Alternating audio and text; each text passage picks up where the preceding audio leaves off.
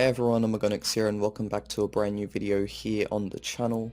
So today I'll finally be ranking every weapon in Halo 3 ODST.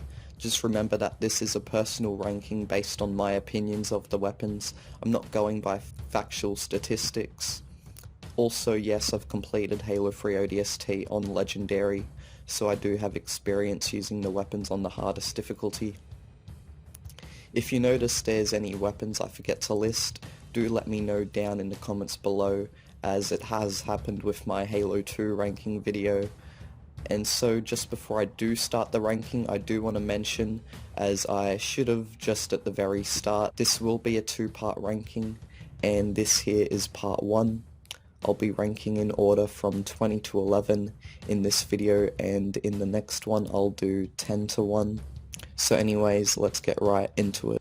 So in at number 20 is the fuel rod. I've used the fuel rod plenty of times before, and whilst it's definitely not a bad weapon to use, it's not a weapon I usually go to use because there's other weapons that appeal to me more, or that are more common, or just more useful for certain situations.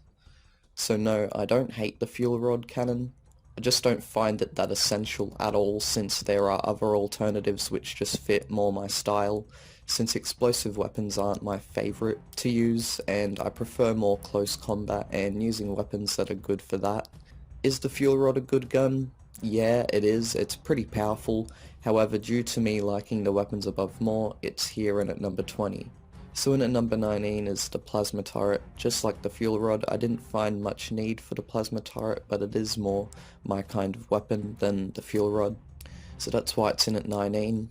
There's definitely other weapons I'd rather use than the plasma turret, and it's something I'll only use if I actually want to or have to.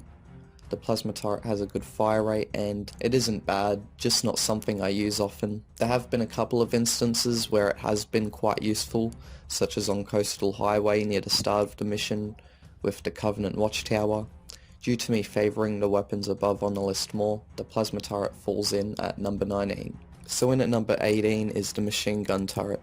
I do favour the machine gun turret over the plasma turret because it's a UNSC weapon, looks better, and I like the way it fires better. The machine gun is definitely useful throughout some parts of Halo 3 ODST, for example on Oni Alpha site when you're inside the building and dealing with the waves of Covenant. The turret that is there becomes very useful and quite essential during that part of the mission. The reason, however, to why the machine gun turret does sit at number 18, however, is because I find the 17 other weapons above it more useful, since the machine gun is one of them sometimes weapons, not a common one you'll be using all the time.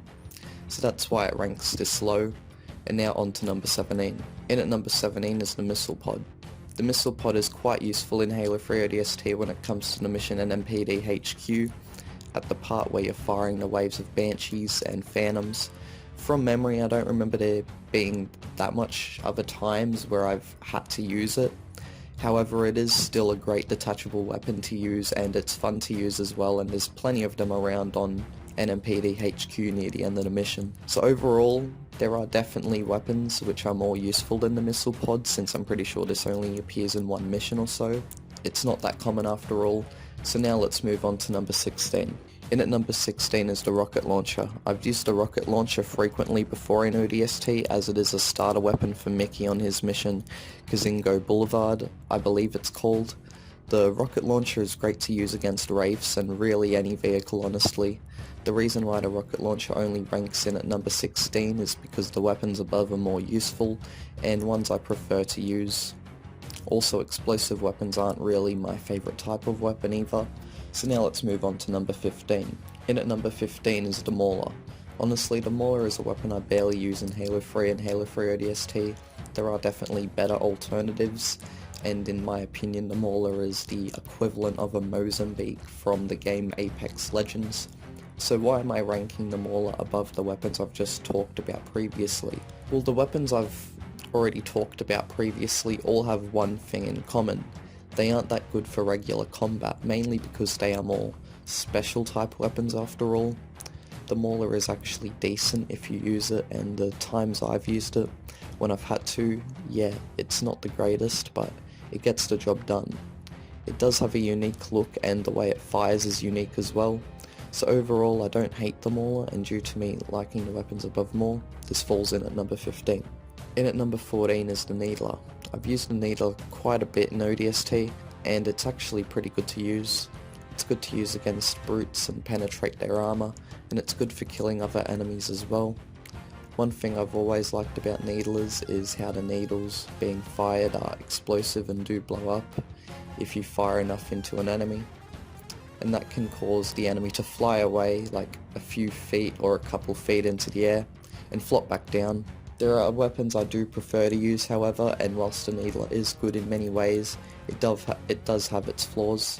First off, the Needler, in my opinion, can be unpredictable, and just the way it fires makes it seem like you're in semi-control and you can't control too much where the Needler fires, and this is because when it comes to other weapons like the assault rifle, for example, which is a lot easier to use, it's a lot more predictable and controllable. The bullets fire straight. Well, with the Needler it's more to the opposite, and the needles don't fire straight, they sort of follow the target, but then at times sort of don't know what they're doing. Anyways, the Needler overall, despite the cons there, is a decent gun that looks really good in ODST of course, and I don't mind using it if I have to. So now let's move on to number 13. In at number 13 is the beam rifle. The beam rifle is a very useful weapon in long range combat, and it is pretty powerful. If used right, you can get quite a handful of one-shot kills with this. I hate when jackals use it, however, because whenever they do, they're absolute beasts. The beam rifle has a cool look to it as well, and the beams it fires and the way they fire is quite cool as well. So overall I do like the beam rifle, but due to me liking the weapons above more, it falls in at number 13. In at number 12 is the sniper rifle. I definitely prefer the sniper rifle over the beam rifle for a couple of reasons. First off, it's a UNSC weapon. Secondly, they don't overheat, which can be annoying with beam rifles. And yeah, a couple more small reasons as well, but those are just a few of my personal ones. I also like the way the sniper rifle looks and sounds as well compared to the beam rifle, and also how it fires, so overall it is quite a useful gun. I always use it for most of the mission NMPD HQ when playing as Romeo, as it is his primary weapon after all, and it is definitely very useful for that mission. So overall I believe the sniper rifle is a very iconic weapon throughout the Halo games, and now let's move on to number 11. In at number 11 is the Spartan Laser. The Spartan Laser in ODST is extremely useful in a few missions like owning Alpha Site and Uplift Nature Reserve. It's great for taking out all enemies and vehicles, especially useful for wraiths when you want to get rid of them fast. Overall, the Spartan Laser in ODST is probably the most useful out of any other Halo game, and it ranks in at number 11 on this list. Okay guys, so this is the end of part 1. In part 2 I'll rank the top 10 weapons that are left on the list, so for more be sure to like, comment, subscribe and turn on post notifications, and I'll see you all next time. Bye bye. I just want to say too, if you notice my voice started to sound weird as the video progressed, that's just because my throat is like really dry at the moment. I need to get a drink. You know, I'm not like sick really at the moment, to be honest, just like, yeah, I forgot to get a drink of water beforehand, so yeah, that's why I sound the way I do. Anyways, I'm gonna go get a drink. See yas.